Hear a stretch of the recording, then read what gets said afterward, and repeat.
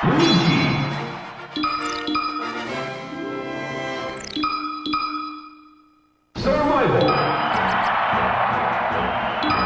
Ready? Go! Yeah.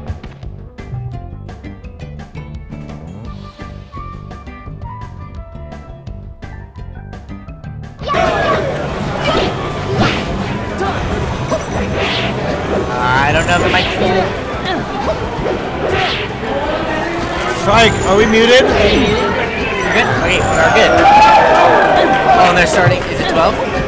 So they're starting the, probably should have paused.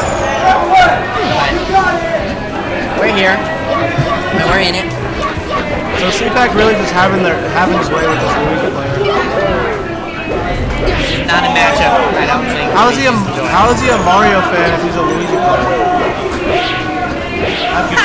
I'm confused. It's a travesty. The floaty slayer. Real crispy movement. Okay. Getting this down B charge. It does feel like. So this matchup actually isn't that bad for Luigi.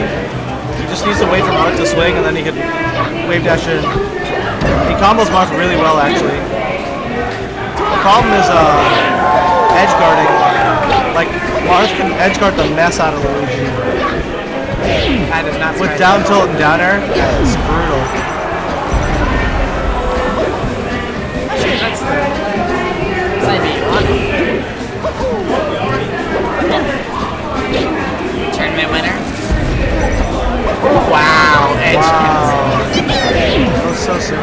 Obviously intentional.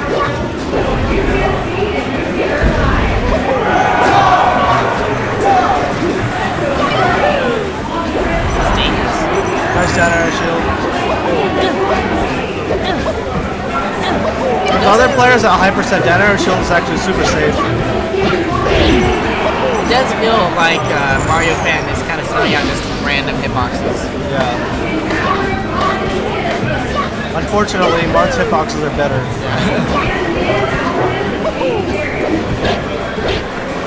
I do not agree with this strike to Yoshi's. I think Mark dominates on this stage.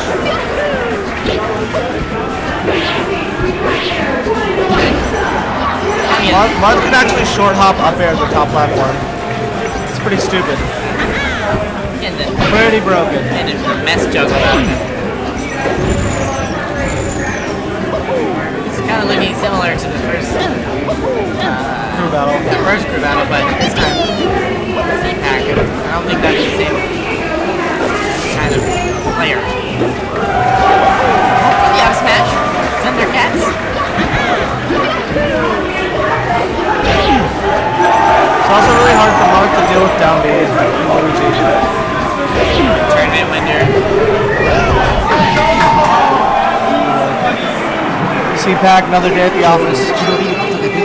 Just kind of just looking over. Not really surprised with that play. Laverne is the bottom seed in this pool, so I'm not expecting this. But we'll see what they have. We really don't know how good they are, honestly. We've never seen them come out. Yeah.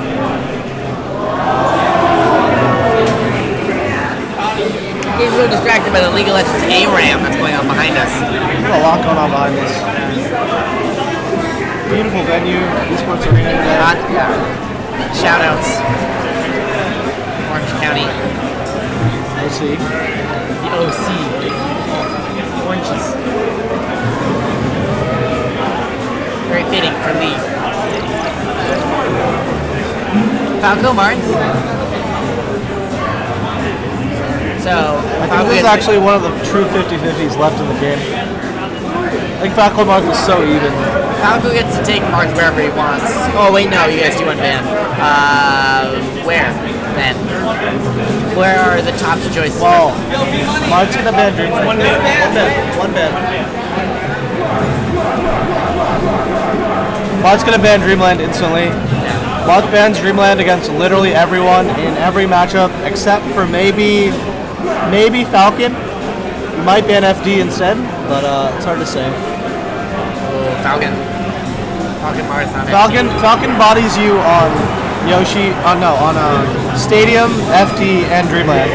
So that matchup is tough. I can agree with the Battlefield. If you don't get Dreamland, get the most Dreamland-like stage. You know? Most Falcons are very comfortable here with platform heights and their edge jumps and that kind of stuff.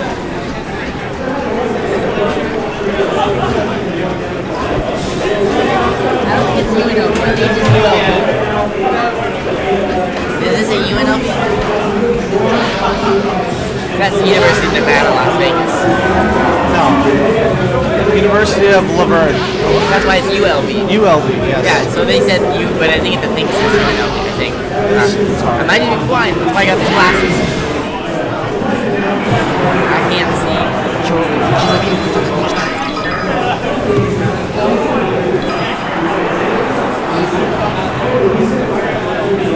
So, who does Laverne have?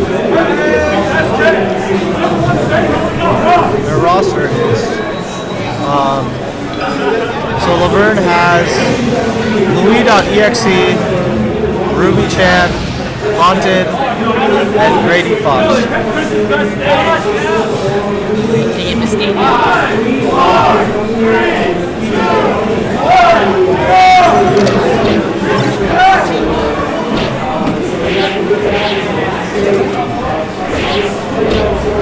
The combos. That's rough. Backwards laser.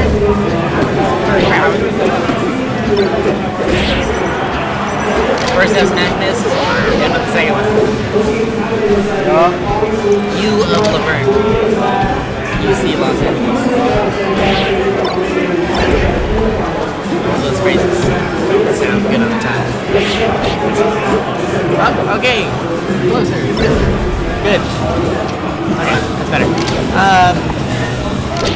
For this matchup, looks like Falco's not getting an opportunity to get in. He needs to use lasers more. That's how you control the neutral with Falco. Forcing Marth to be able to have to deal with it some way or another. It's also just knowing your stage positioning. Yeah. I think that's real big. Just first mark here is knowing your stage positioning. So I brought 16. Yes. Okay. Downstairs. So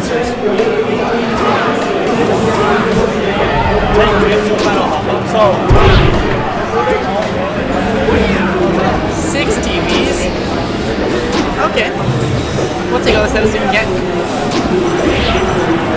Wave dash back, yeah, smash. Crispy edge guards. Not looking for anything fancy, just taking what he can get. On the receiving end of that though, that can really get in your head, just feeling like you're just getting F smashed repeatedly, so. Looking towards Laverne to see if they can keep their composure, because right now CPAC is kind of having his way with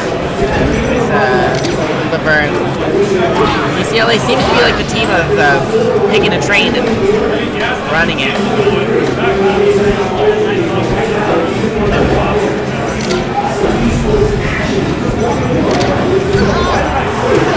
Okay. Not looking too satisfied with that kill. So. Comboing the mess out of Falco. Is really the story of this matchup, though. Lars' combos on Falco are just really rough. No punish on the swag laser, kind of dangerous. That looks like it's going to be that stock. 2 players, each taking 1 stock off CPAC, and that's not their better player, so it's definitely looking rough for Laverne, but as you were saying earlier, Laverne definitely coming in here looking to see what they can learn from these better players and more established crews, and just seeing what they can do to develop their team. Looking for future Melee games. But I wouldn't put them out, I obviously wouldn't put them out of this bracket though, depending on the rest of their lineup.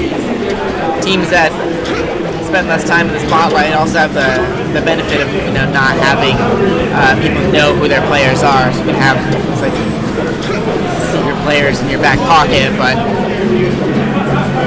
the likelihood of that is also low. So just holding out, see what the rest of this crew battle has for us to offer. CPAC though with 2 stocks, only losing 2 stocks of 2 players.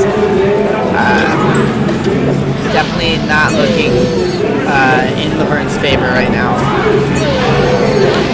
And I don't know the rest of Laverne's lineup character-wise, so I'm wondering whether or not they're going to be able to deal with any character counter picks, even if they do have like strong anchors. Hi guys, Hello. Michael Man here. Alright, so we got University of Laverne, Yes, right? yes. I've never heard of this school, ever in my life. Yes. So Laverne is the last seed in this pool. Okay. So I was definitely just talking about like coming in here, trying to learn what you can from these matchups, these more established players. And it's a learning experience for them. Like they know they're projected to lose. Yeah. And then like they're it seems like they're happy just playing this. You know? Yeah. Like when you I think last season when SDSU was like when we had to play UCLA, we're like, okay, we're not gonna win. Yeah. Let's just have fun. And then meanwhile UCSC's like, oh my god, we have to win. Yeah. And they got a lot more salty. But, yeah. All right, now to the match. So Louis.exe is like Captain Falcon. Okay, he probably lost his double jump and didn't realize it. That's what I'm betting. Yeah. Okay, so, What do you think about this matchup, Mars Falcon? Apparently it's 50-50. Apparently, I think that. Okay, so this is Louis.exe's counter pick. Typically, Typically, I've heard that Marth likes the stage against Falcon, and this is not a good Falcon stage because it constricts his movement. Yeah. So I think a lot of Falcons just like Yoshi's just because they feel like they get those like early punishes, early kills. I think it's definitely less of a matchup pick, more of a comfort pick. Just a stage he's probably as a player more comfortable with just himself. But I imagine that. Okay, that was a tipper. Okay, that was sick. So I'd imagine that Dreamland was banned, but I'm surprised that he didn't want to go Stadium. Yeah. Because Falcon likes that wide space, so he can control a lot of movement. Yeah. But Yoshi's like, I guess he just wants easy kills, or like you said, it's a comfort pick. Yeah. We do have a 4-stock meter. That's the 4-stock meter. It could be incoming. Alright, let's see. Louis. Dude, CPAC with this killer face. Holy crap. Yeah. It's going in right now on Laverne. Alright. Okay. No 4-stock. That was not an invincible ledge dash, as you can see. He just did a fair, like pretty much in place, and then cut CPAC when he was trying to let it come back on stage. Covering low, getting punished for it. Okay, yeah. See, they don't.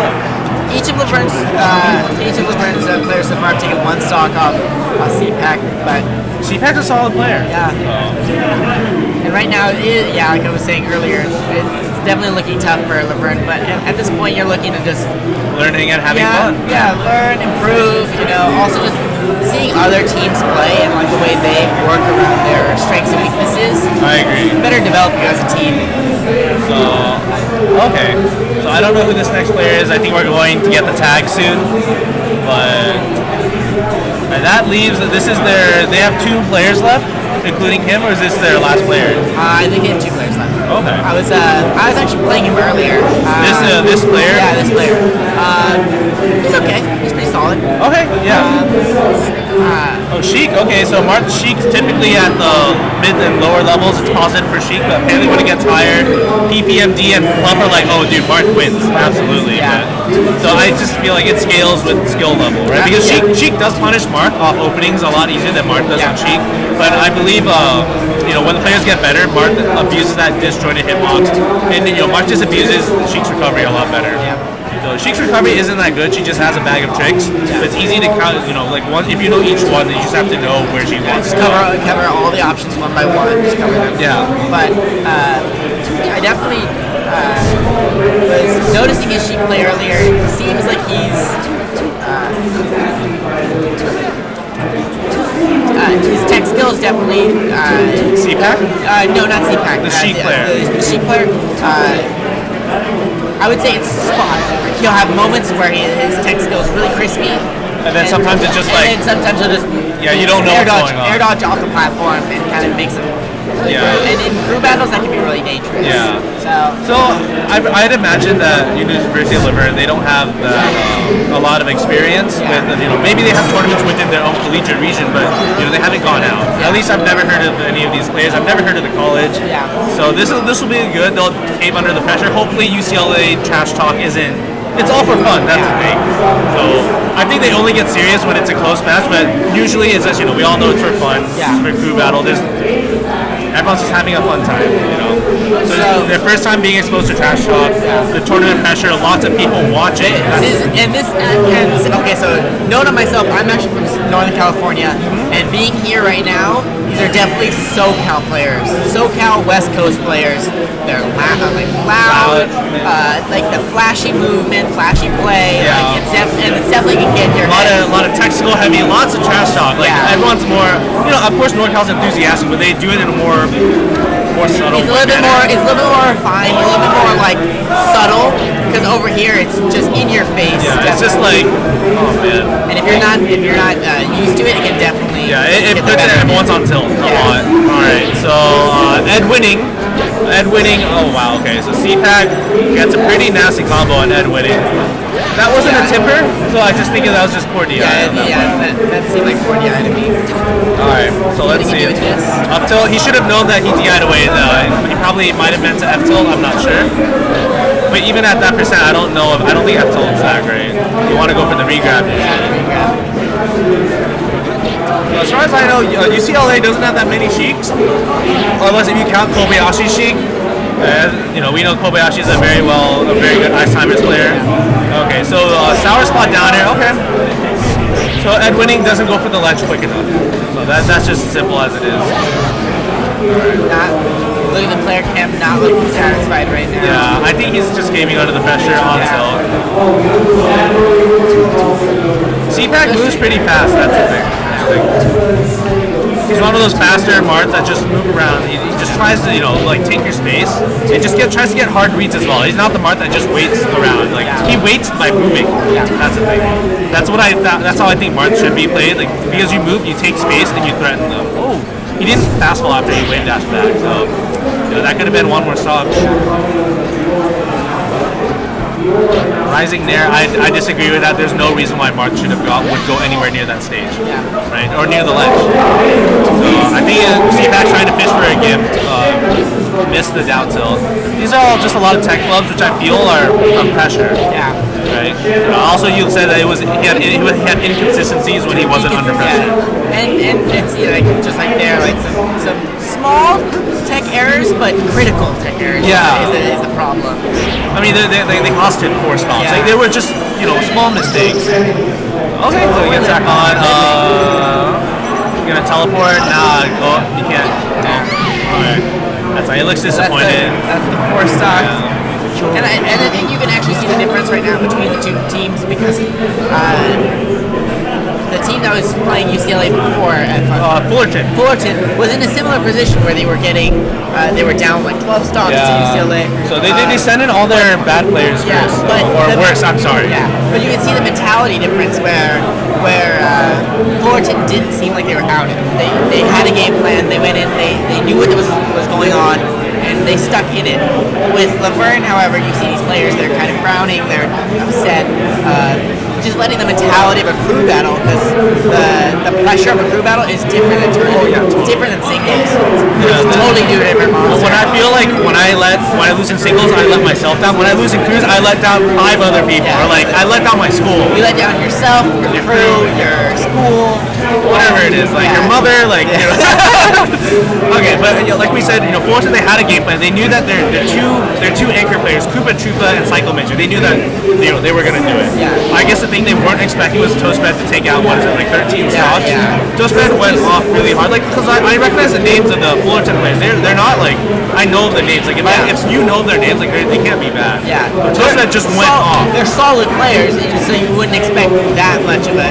I mean, I think they went into it knowing that Toasty was gonna take a lot of stocks. Yeah, but not 13. Not 13. Maybe 6. Yeah. I think they were looking like a 6 to 8, and then kind kind of work your way around it from there. But I think the 13 is too far gone. Yeah. But the thing is, they still kept in it, and Yeah, but they had a game plan. That's the thing. Yeah. When you have a game plan go in, like hey, we're gonna send in our weaker players first, just try and chip off stocks, and then our stronger players will anger everyone because our stronger players, arguably the Psycho, Midget, and Koopa are probably better than CO9. Yeah. That's that's what I'm pretty sure Florida was yeah, thinking. it's arguable. Yeah, So- definitely. So all right, so I don't know. And then Mark. Ganon? On Battlefield, okay. I'd imagine Mark and either Dreamland or Yoshi's, and yeah, I don't know. I feel like This also feels, again, like a comfort pick, because I feel like you would pick Dreamland or Yoshi's. You don't want those either early kills, or you want the space. yeah, I'm one of those people. I'm like Battlefield or bust. Like if I lose on Battlefield, like unless if it's super bad, like we're going back. Really? Yeah.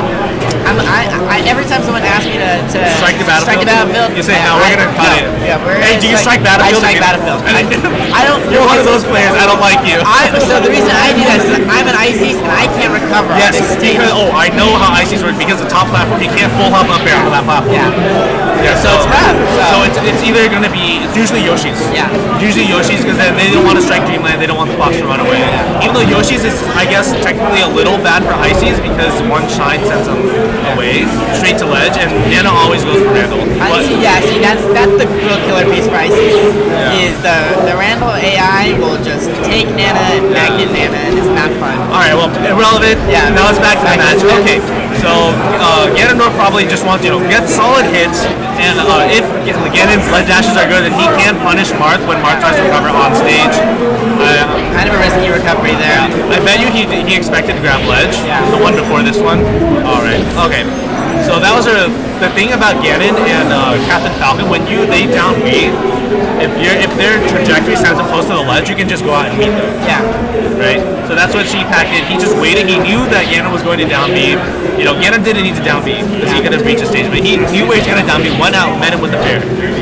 So. I think that's definitely a thing to look into if you're a Ganon or a Falcon player, is whether or not when you should be just recovering high early or taking the risk to go down. In general, like what I tell players after they learn all their tech, so after learning matchups, you want to think about the risk reward ratio to move. Let's say and you want to think about where you put your moves. If I down B, where am I going to be? Will this player probably try to capitalize off it? And me, when I know Falcon's going to down B, I'm going to go straight out ledge. I'm going to try to intercept it because if I miss, I'm just going to side B back on, and we're going to reach ledge about the same time. It's whatever. It's worth the risk. I'm hoping we're getting to take one stock. Okay, but was that a tipper? I couldn't tell, but that was just poor trajectory. So CPAC took 20 stocks. 20 stocks, yeah. Took all 20. I think that might be. Yeah, that's pretty brutal. That's pretty brutal. Yeah. Especially considering I don't think CPAC is UCLA's best player. No, he's not. No. He's number 4 right now. Yeah. So above him, I believe, are Toast Red.